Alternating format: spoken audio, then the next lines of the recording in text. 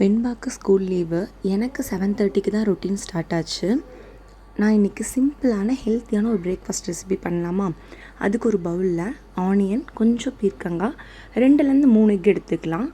தேவையான அளவு சால்ட்டு, கொஞ்சம் பெப்பர் போட்டு நல்லா பிளெண்ட் பண்ணி பேனில் 1 ஸ்பூன் ஆயில் விட்டு ஆம்லேட் மாதிரி செஞ்சு ட்ரை பண்ணி பாருங்கள். கண்டிப்பாக எல்லாருக்கும் பிடிக்கும். ஏன்னா இதில் நம்ம ஆயிலும் கம்மியாக தான் ஊற்றிருக்கோம். ஒர்க் அவுட் பண்ணுறவங்க, டயட்டில் இருக்கவங்களுக்கு இது சூப்பரான பிரேக்ஃபாஸ்ட் ரெசிபி. ஏன்னா இதில் எக் இருக்குது, ப்ரோட்டீன் ரொம்ப அதிகமாக இருக்குது, ப்ளஸ் பீர்க்கங்காயில் ஃபைபர் அதிகமாக இருக்குது, பிளட்டில் சுகர் லெவலை கண்ட்ரோல் பண்ணி கொடுக்குது. லோ கலரி ஃபுட்டுங்கிறனால இது டயட்டில் இருக்கவங்க கண்டிப்பாக இதை எடுத்துக்கலாம். வெஜிடபிள்ஸ் அதிகமாக இருக்கனால நமக்கு வயிறும் ரொம்ப நேரம் ஃபில்லிங்காக இருக்கும், பசி எடுக்காது. குட்டீஸ்க்கு இந்த மாதிரி செஞ்சு கொடுக்கும்போது அவங்க ரொம்ப லைக் பண்ணி சாப்பிடுவாங்க. நீங்களே வெண்பாவோட ரியாக்ஷன் பாருங்கள். அவளுக்கு இந்த ஃபுட்டு ரொம்ப பிடிச்சிருந்துச்சு.